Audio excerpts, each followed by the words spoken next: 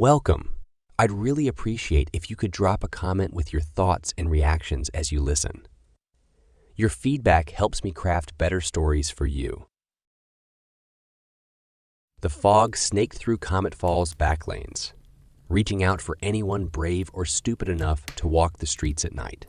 Detective Miranda Cross tightened her grip on her coat and turned on her computer. Her fast steps were the only sound that broke the suffocating quiet. Out there in the darkness, someone had made another horrible find, one that could either blow the case wide open or send her deeper into the strange, crazy thoughts that had been taking over her life for 7 long years. As she reached the top of the last hill, the alleyway led to a small patio. A lot of people were watching as the yellow police tape flew around randomly, barely stopping the growing crowd. In this lifeless world, the only sign that something was very wrong was blue lights that flashed through the fog. As Cross walked through the lurkers, he ducked under the tape and didn't pay attention to what they were saying. This wasn't a show, it was business. By the door, 2 patrol cops stood watch. "We've cleared the courtyard, but the back room's all yours, Detective." Cross gave a short thank you and went inside. She was hit hard by the smell of damp bricks and old bricks. She saw a large, empty area that was littered with trash and the remains of temporary squatters who had left a long time ago.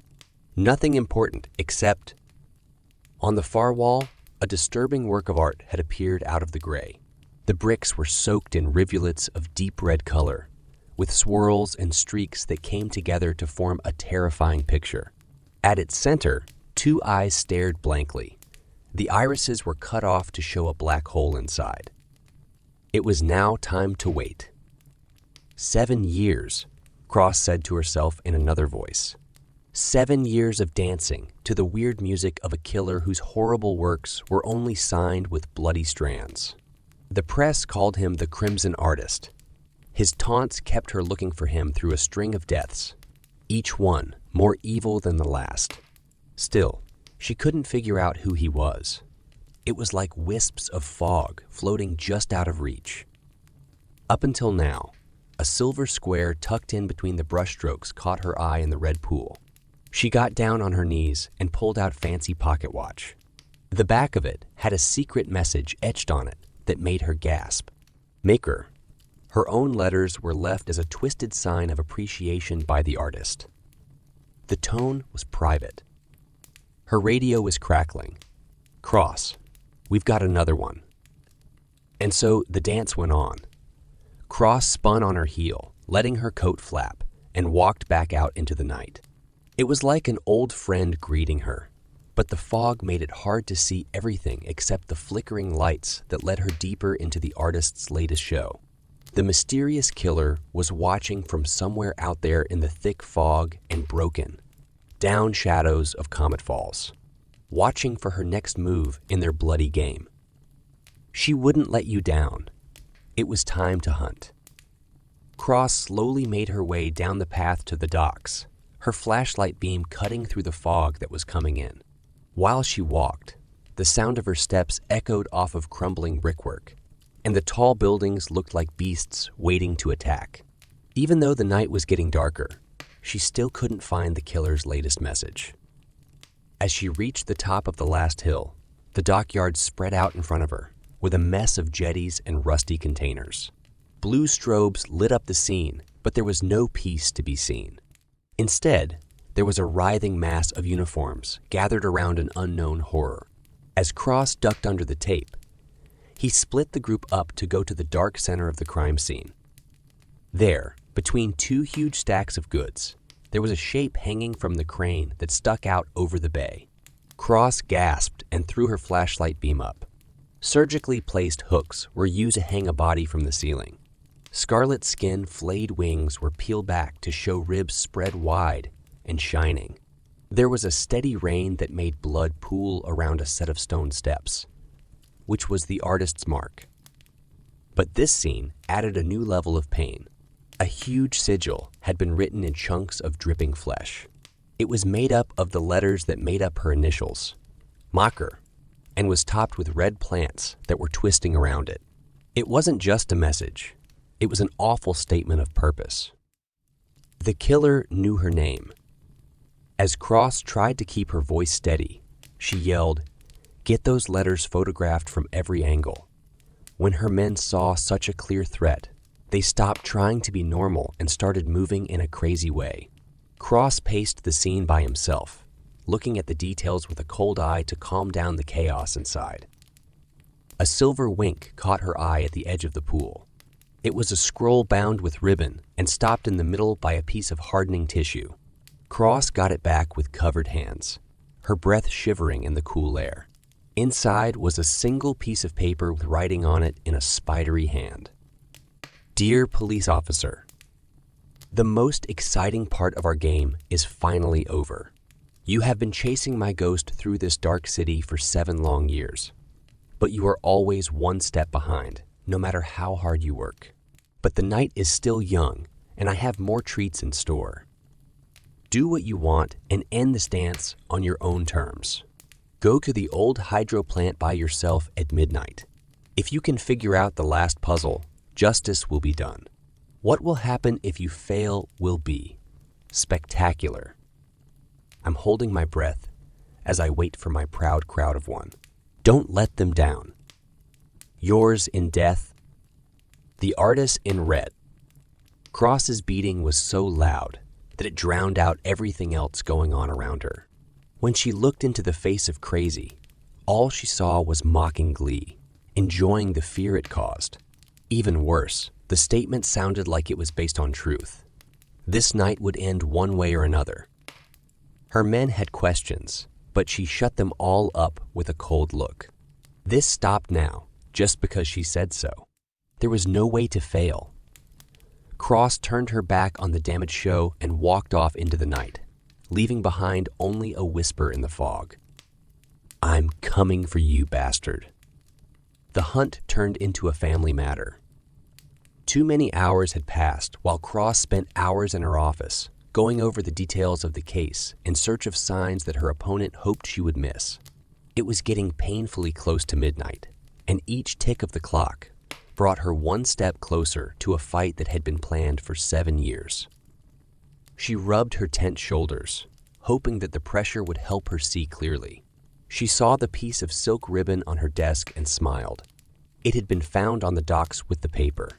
In tiny writing, strange symbols were written along the edge of it.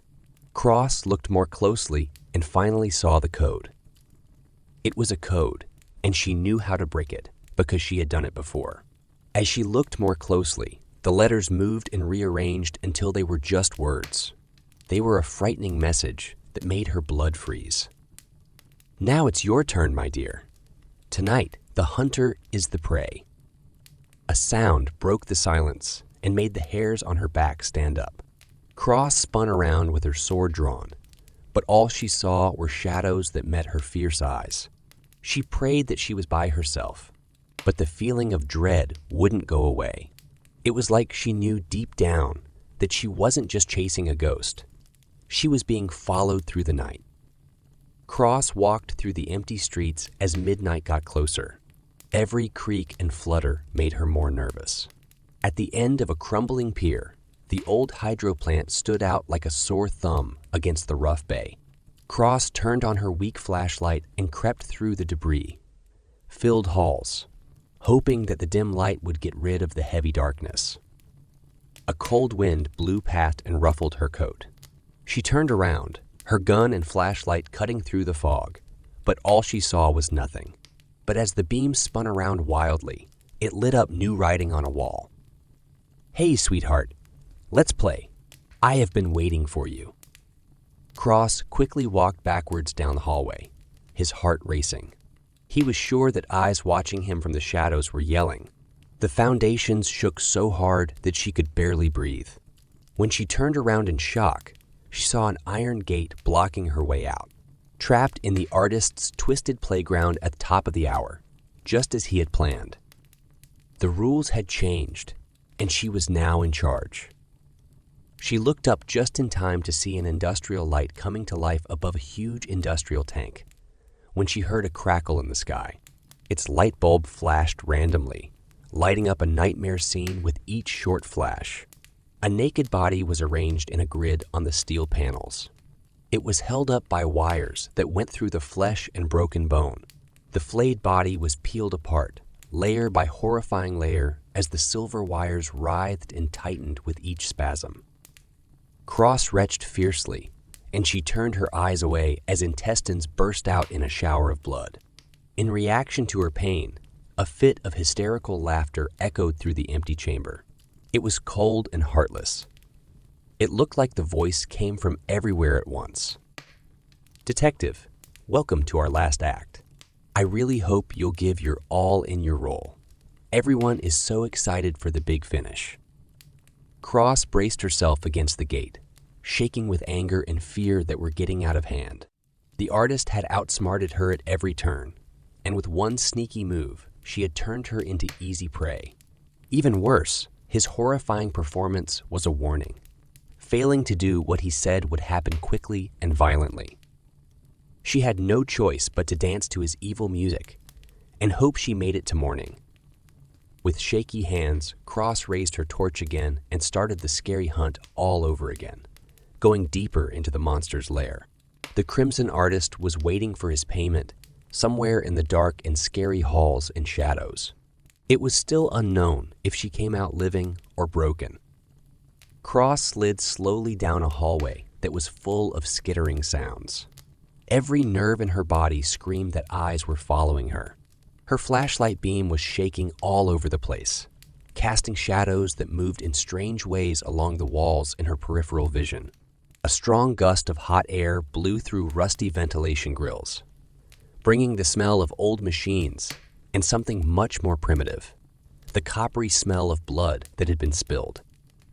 Her radio made a scary crackling sound. She laughed out loud, a crazy laugh that made her arms tingle. "Decided to join our playdate, darling. I do hope you're enjoying the scenery. Find me if you can, but hurry, your audience grows impatient for the finale." Flickering lights came to life in front of them, lighting up the inside of a warehouse like hell. It was hard for her to see higher because of the mountains of boxes and broken equipment that stood in her way. Cross crept between the stacks with her senses on high alert when she felt movement above her and stopped in her tracks. A shadow broke away and slid down rusted support beams with speed and ease that didn't seem natural. It landed silently a few feet away, resolve turning into a man covered in charcoal from head to toe. The black leather mask that covered his face blocked out all but an endless void that seemed to pull the light in. Before she could say anything, he struck her with all his might. Cross spun around and brought her weapon to bear, but someone grabbed her wrist like a vice and twisted it until the bones began to crack. As pain shot up her arm, her gun slid off into the darkness. He grabbed her throat with his free hand, lifted her up, and slammed her back into the box behind her. As her breath left her lungs, stars shot across her field of view. Her flashlight flew off and broke with a loud crack, sending them into a pit of complete darkness. He leaned in close, and the cold, metallic smell of long-dried blood filled her senses. She was stunned. "You've been a worthy opponent, my dear," the artist sang. "But everything has to end, and what a show your ending will be." Metal as cold as ice kissed her throat. Cross thrashed around wildly, even though she was hurt.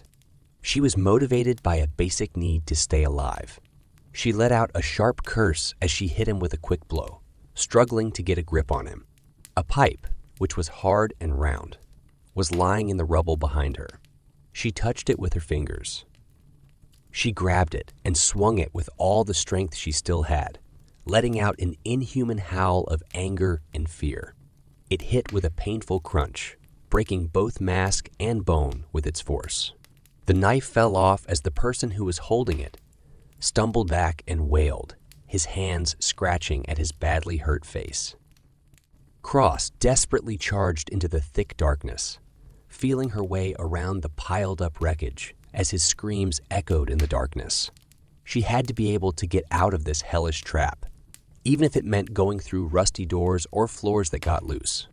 As she scrambled around in the dark more quickly, her fingers closed again around the cold metal.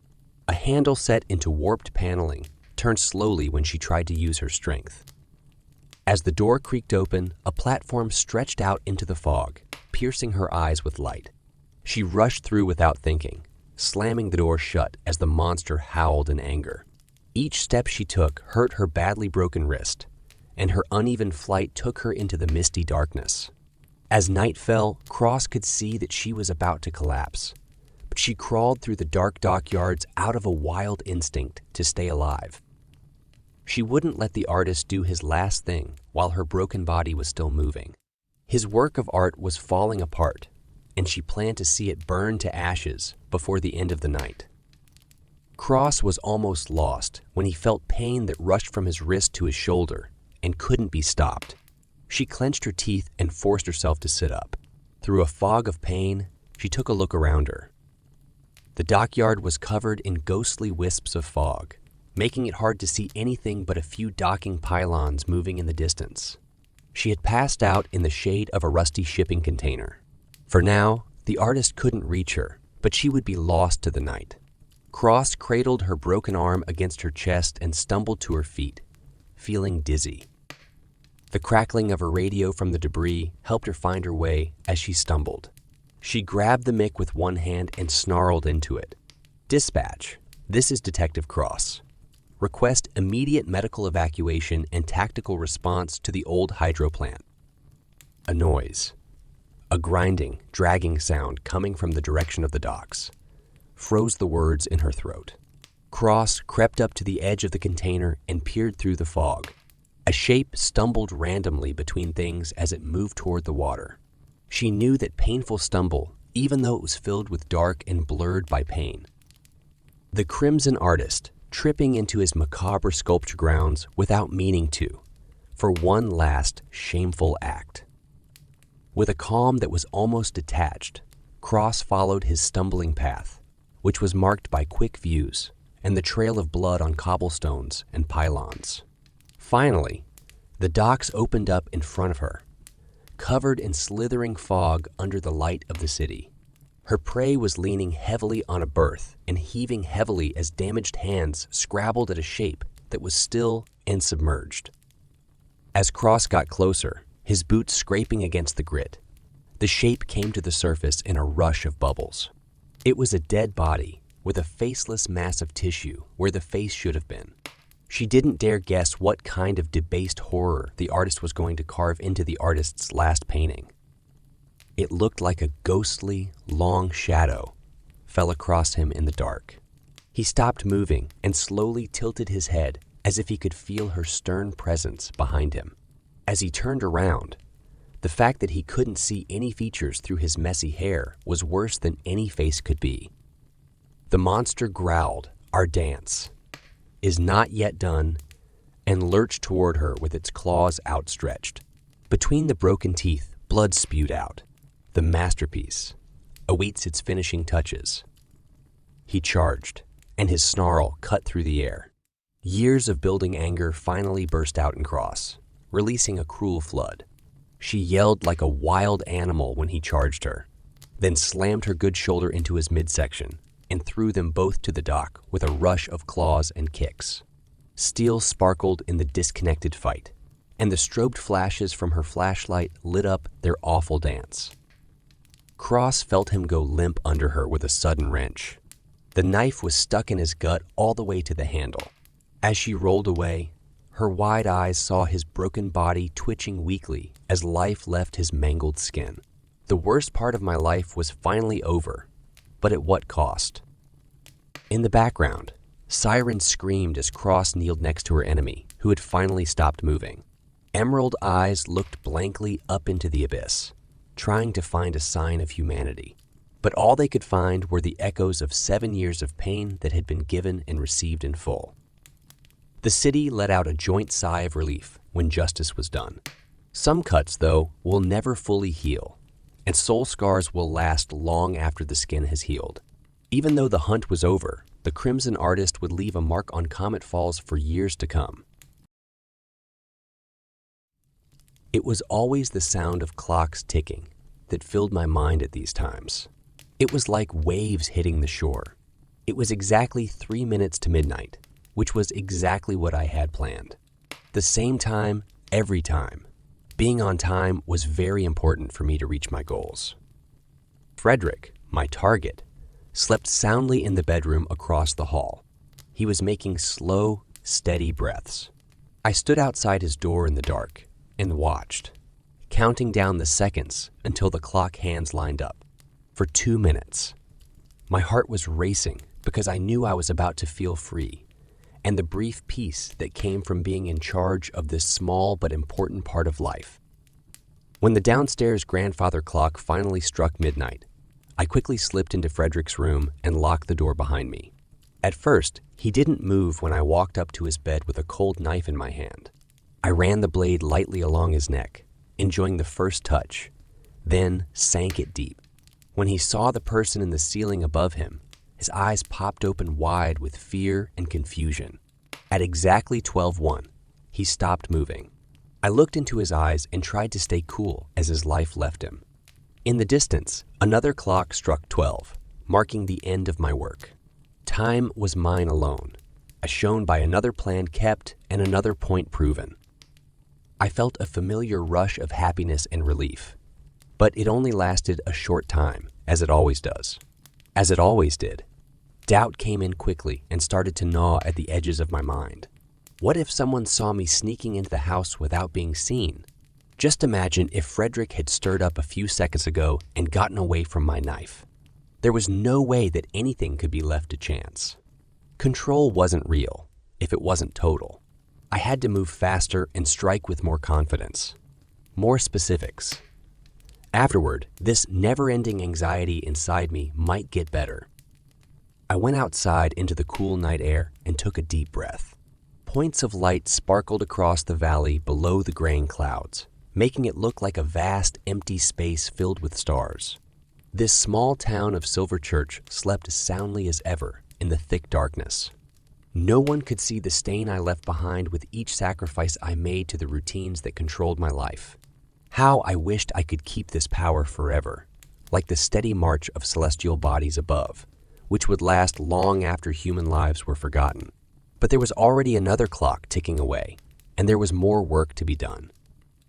When I got home, my routine was well honed, wiping away any signs of what had happened. Anyone could have thought that the man sitting at the kitchen table with a hot mug of chamomile tea and the morning puzzle was just a normal bachelor getting ready for bed. Like most of the other people who lived in this remote area, he kept to himself. It seemed so strange that only a few miles divided my orderly home life from the horrible scene I'd made up. The difference gave me a private thrill. This fake identity I kept up was my most important defense, and it was more important than ever now that the ritual killings, as the media called them, are being looked into. Detective Ramsey from the city police was in charge of the case. I had seen her walking around the dark streets these past few nights, no doubt asking people in the small town a lot of questions. Her interference was the first real danger to my plans, and I didn't like it when my carefully planned life was interrupted. No matter how hard she tried, this woman couldn't even begin to understand the complex systems that kept my world together. But I wouldn't let anyone get in the way, especially not someone who didn't understand the real meaning of time as well as I did. To keep people from paying close attention, I would have to take extra care and time to prepare for my next show. This would also satisfy my growing need to claim full control over the one thing I could control. It might have been time for me to introduce myself to the good detective and make it clear what I thought about the situation. As I sipped my hot tea and made plans, the thought made me smile coldly, while everyone else around me stayed blissfully unaware. I looked out from the blinds in my living room and saw Detective Ramsey get out of her car across the street again. As always, the small blinking light on top of it showed the time, 11:59, and my excitement grew with each second that went by. This time, I wasn't going to sit around and do nothing. As planned, she walked off down Frederick's driveway, probably taking a look at the scene I had left exactly 2 days before. The metal spheres on her belt sparkled in the streetlights as she walked. They were police tools that could ruin everything I had worked for if I didn't change my mind. Not now. I would make the world do what I wanted, just like I always did, and no one would be able to stop me. I sneaked out of the house without being seen and crept along familiar shadows until I was hiding behind the thick hedges that surrounded Frederick's yard. While she looked at tracks in the wet ground and talked on the phone, her back was turned. At the same time, all the clocks in the neighborhood hit midnight, sending a psychic message that the time had come. I slowly got up behind the detective, who wasn't paying attention, and took the knife out of its sheath. When she felt me coming, she straightened up, but it was too late. I grabbed a handful of her hair, pulled her head back, and pressed the blade against her throat. I yelled in her ear, "Don't make another move. Do you get it? I'll not have you interfere in God's work any longer." The woman was as still as a rock, her eyes moving around the scene as she no doubt thought of a way to get ahead. I was ready for any trick she or the local law might come up with, so I knew this was going to happen. This would go ahead as planned, on my time and my terms only. I pushed the point in a little deeper and felt her heart beat faster under the metal. "Remove your weapons and comm unit." Slowly. She raised her hands to show that she agreed after a tense pause. She took the big radio off her belt and the gun out of its pouch with clean, practiced movements, letting both fall to the wet ground. So far, she has been completely compliant, which is a good sign that she understood how serious the situation was. I always made sure I had the upper hand from the start. "Walk," I told her. Nudge her along the path that led to the back of the property. She moved at a steady, unthreatening speed, but I could feel the stress building up in her thin body. If I made a mistake, she was ready to strike at the first opportunity. A good hunch, even if it's wrong. She still had a lot to learn about how fate works. As we went by, we saw a tall fence around a group of trees. If no one could see or hear it, this would be enough to get my point across. I turned her around to face me, kept my grip on her hair tight, and put the knife back under her jaw. "You think you can oppose the divine plan with your petty regulations and procedures?" I cried out. "Look around you, detective. Do you see God here or any of his angels coming to intercede? No. You are alone with me, as everyone is in the end, and I am beyond such mortal rules that pretend to govern the inevitable." Her eyes looked right back at me, fierce and determined. "You're quite mistaken, Mr. Miller. There is only death that waits here tonight for one of us." I laughed, really hard. Death will come when he is called, as it must for everyone. But you will see it through and tell others how pointless defiance is. Without warning, I cut her cheek as a shallow goodbye gift to show how powerful I was. Even though her breath hissed inside her, she didn't cry out. She was brave to the end. I had to admire her strength, even though it was wrong. As midnight struck for the last time on the quarter hour, I dragged the knife tauntingly down her flailing body, being careful not to cut the skin yet. Her refusal to give in only made my crazy high worse. The impending killing was like a thirst I could taste on my parched tongue. This woman would break before me, just like the others. I would teach her and the town that plants have absolute power over limited lives. With the dawn coming, everyone would know who really set the times and moved the world. As I hid in the shadows, Maggie's threat still fresh in my mind. My mind was racing with all the things that could happen. Miller was getting closer, and his craziness was reaching new heights. I had to move quickly to save anyone from Miller's plans to kill them. As I ducked into an alley, I grabbed my phone and called 911 with shaky hands. No time for rules. I had to stop this monster's rampage tonight before he or she scared someone else. I quickly told my backup where Miller's last known location was and asked for an emergency reaction while rushing to my dark-colored sedan. He knew deep down that he had already set his sights on a new victim. With my blue lights flashing, I sped through the dark streets of Silver Church to get to the area Miller was following. I hoped it wasn't already too late as I looked through darkened windows that concealed many unaware residents, that the crazy person hadn't kept his horrible promises. Coming to a sudden stop in front of the familiar colonial, I jumped out with my gun drawn and walked right up to it. Looking through the front windows, all that could be seen was empty silence inside. With my heart in my mouth, I went around the back and saw that the back door was hanging open, leaving signs of trouble inside.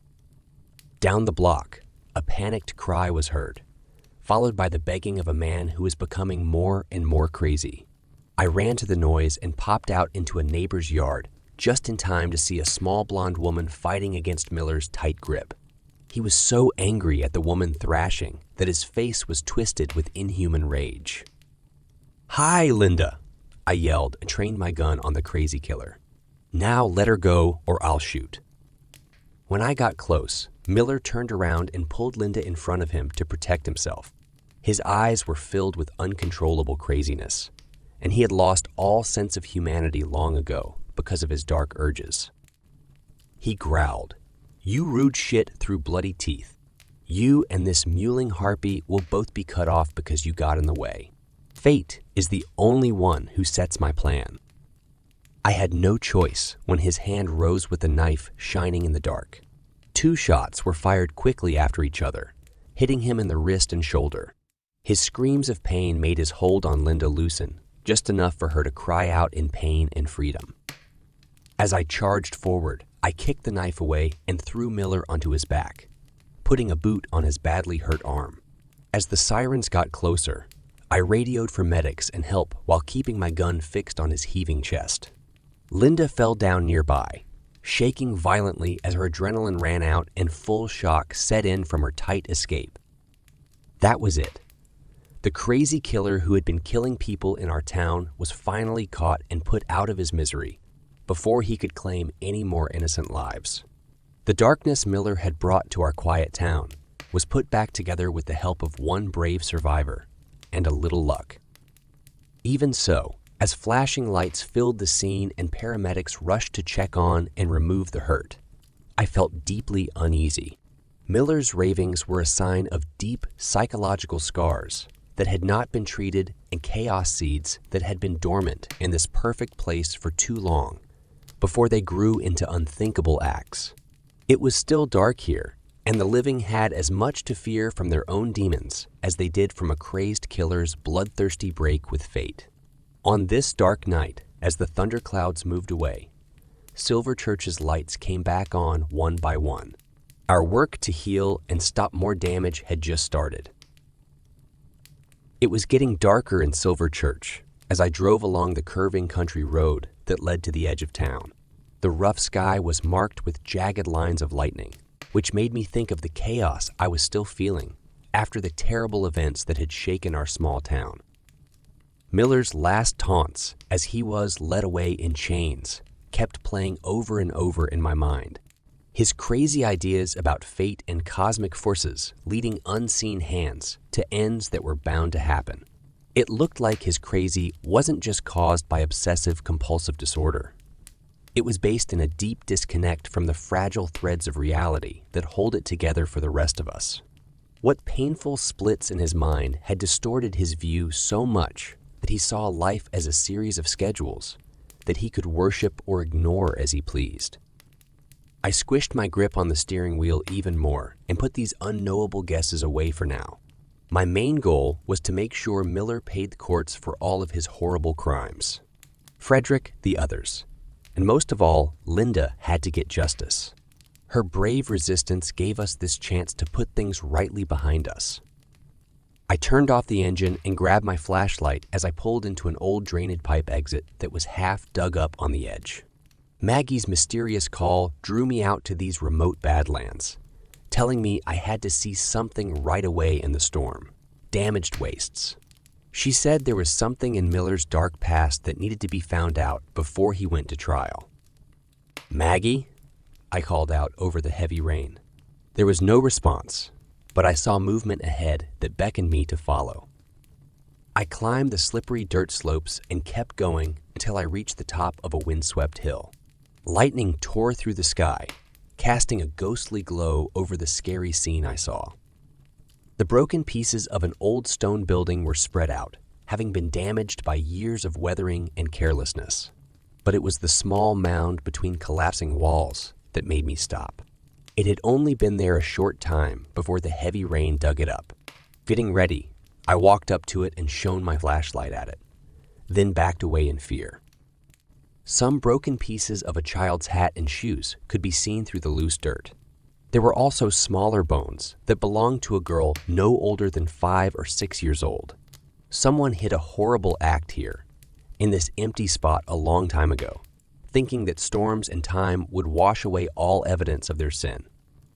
But their sins were still remembered. Dark memories are passed down from one generation to the next, growing in the forgotten parts of lives that are left to rot on the edges of society's lights. And during Silverchurch's worst hour, one troubled soul's family history of trauma had given rise to the most poisonous flowers through actions too evil to understand. Maggie's dark figure was lit up by a flash that went across the sky. Her eyes, which were bright with fierce intelligence, said what she couldn't say with words, that there were still a lot of unanswered questions in our town, and that people could fall to terrible levels even in the nicest places if they didn't take care of open wounds for too long.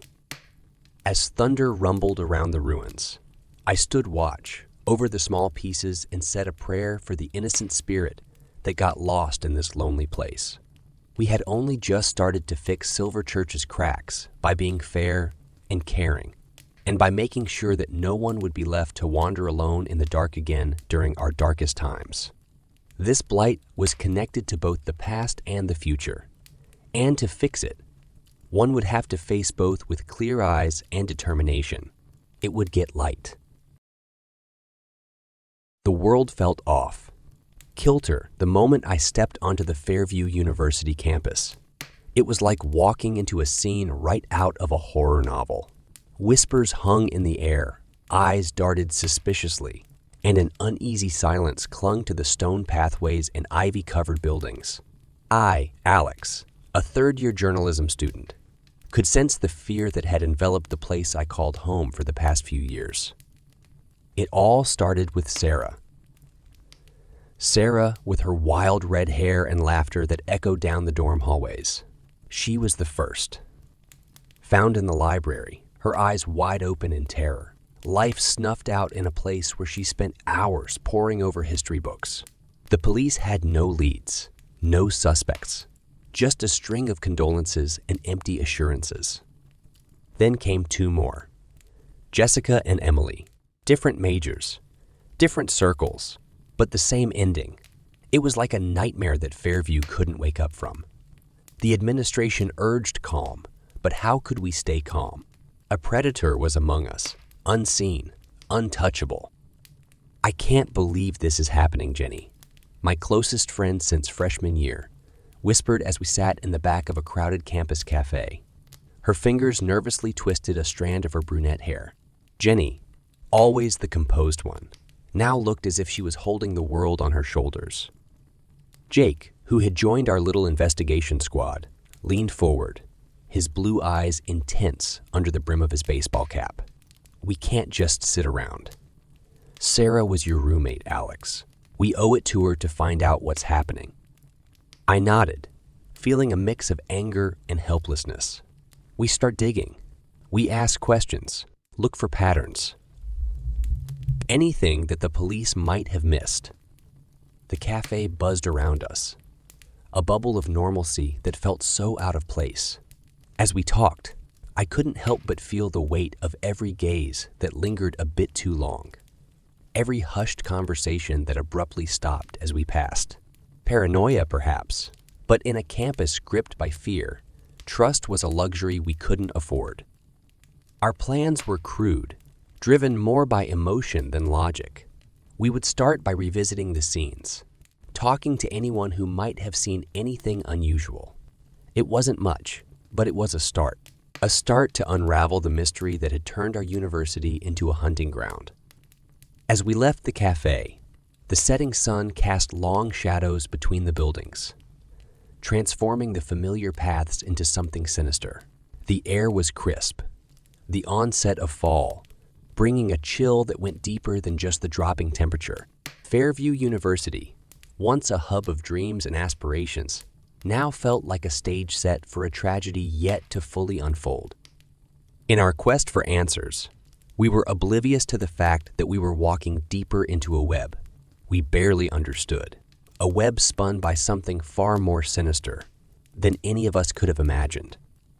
The air was thick with autumn mist as we trudged across the dimly lit campus, our breaths forming fleeting ghosts in the cold night. The moon, a mere sliver, barely lit our way.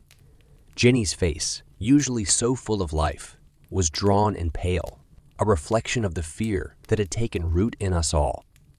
"It's like he just vanishes into thin air," Jake muttered, frustration lacing his voice. We were huddled beneath the skeletal branches of an old oak, a makeshift meeting spot, away from prying ears. "I heard something," I said, my voice barely above a whisper. Some of the track team guys talking about a shadowy figure. They said it moved, unnaturally fast. Jenny shivered, pulling her jacket tighter around her. "That's not possible, right? People don't just..." But in our hearts, we knew. Fairview University was no longer just a center of learning. It had become a hunting ground for something beyond our understanding. Our investigation took a turn when we stumbled upon a rumor about Dr. Hensley, a history professor known for his eccentricities and recent trip to India. The more we dug, the more we heard about a strange box he had brought back, a box he kept zealously guarded in his office. "There's something off about him," Jake said, his eyes narrowing. "I say we pay Dr. Hensley a visit." The decision settled heavy in my stomach. Confronting a professor was risky, but what choice did we have? Each night, the danger grew. Each whisper in the dark a reminder of our vulnerability. We planned to confront Dr. Hensley the following day, under the guise of interest in his recent trip. The night before, however, was restless. Shadows seemed to dance in the corners of my room, and every creak of the old dorm building set my heart racing. The day dawned gray and overcast, as if the sky itself mourned for Fairview. Dr. Hensley's office was in the oldest part of the university, a building that seemed to groan with the weight of its own history. "Remember, act natural," I murmured as we approached his door, our steps echoing in the empty hallway. Dr. Hensley greeted us with a smile that didn't quite reach his eyes, his gaze sharp and calculating. His office was a clutter of books and artifacts, but it was the box that drew our attention. It sat on his desk, an intricate carving of what looked like demonic figures twisting around its sides. "So, you're interested in my travels?" Dr. Hensley's voice was smooth, but there was an edge to it that set my nerves on edge. We danced around our true intentions, asking vague questions about his trip, but it was clear he was not fooled. His answers were evasive, his attention frequently drifting to the box. As we left, the look in his eyes haunted me. It was a look of knowing, as if he was aware of our suspicions and found them amusing. That night, the whispers in the dark grew louder, more insistent. The unseen predator of Fairview University was still at large, and we had just poked a nest of vipers. Our investigation had taken a dangerous turn, one that we could not back away from now. The tension in the air was palpable as we approached Dr. Hensley's office again, this time with more determination and fear than ever. The corridors of the old university building seemed to close in on us, echoing our heavy footsteps and quickened breaths. "We need to be careful," Jenny whispered, her eyes scanning the dimly lit hallway. Her usual calm demeanor was replaced by an anxious energy, her hands clenched into fists. Jake nodded, his jaw set. "We can't let him get away with this. We need answers." As we reached the door, I took a deep breath, trying to steady my racing heart. I knocked, the sound hollow against the old wood. The door creaked open, and there stood Dr. Hensley, his eyes narrowing in suspicion. Back again, I see. What can I do for you this time? His voice was cold, a stark contrast to the warm, engaging tone he used in lectures. We know about the box, Dr. Hensley, I said, trying to sound confident, but my voice betrayed a tremble. For a moment, there was silence. Then, without warning, Dr. Hensley lunged at us with inhuman speed.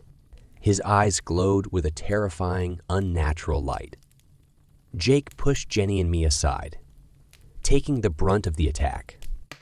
The scene unfolded in horrific slow motion. Dr. Hensley's hands wrapped around Jake's throat, lifting him off the ground with ease. "No!" Jenny screamed, lunging forward, but I held her back, my mind racing for a solution. In a desperate move, I grabbed a heavy book from a nearby shelf and hurled it at Dr. Hensley. The distraction was enough. He released Jake, who crumpled to the floor, gasping for air. "Run!" I yelled, pulling Jenny with me as we dashed down the corridor. We didn't get far before the sound of Jake's pained groan stopped us. Turning back, we saw him, lying motionless on the floor. His eyes were open, staring blankly at the ceiling. Jenny's knees gave way and she fell to the floor, her sobs echoing through the empty hallway. The reality of what had just happened hit me like a physical blow. Jake, our friend, our partner in this mad quest for truth, was dead. We couldn't leave him there.